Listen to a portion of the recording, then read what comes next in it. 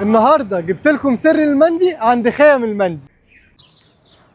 كل سنه وانتم طيبين وعيد سعيد عليكم. زهقتوا من اللحمه طول العيد؟ النهارده احنا في خيم المندي هنعمل احلى دبوس رومي ورك رومي وبط مندي. بص، هي تتبيله المندي دي عباره عن طماطم، فلفل، بصل، جزر، ليمون، توم، ملح، روزميري، ورق الغار، شطه، زعتر. دي بقى سر المندي، كركم، بابريكا. بنضرب طبعا كل ده في الخلاط. كل ده بينضرب في الخلاط بتطلع دي. الصلصه دي في الطبيعي بنسيب الحاجه في التتبيله من 3 ل 4 ساعات، هي زي ما هي بتنزل كده. دلوقتي بعد ما نحطها في التلاجة 4 ساعات نصها على الشبك وتبدا مرحله التسويه. التسويه. يلا خلينا نشوف. اخر ورك معانا كده اخر حاجه مرحله الكركم بتاعنا. حلو جدا. تبدا بنرشه كده. يلا بينا على الماء. دلوقتي هنرمي الحطب في الفرن. احلى دبوسه تاكل.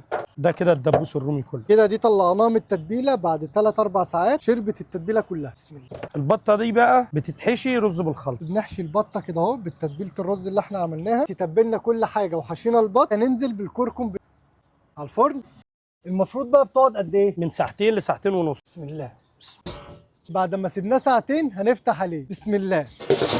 بسم الله ما شاء الله، الريحه خطيره. تعالى كده قرب. ان شاء الله.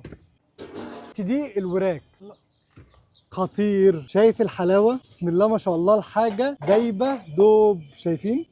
بتقع. خطير. تحفه. اهم حاجه هنا التسويه مظبوطه على الشعره.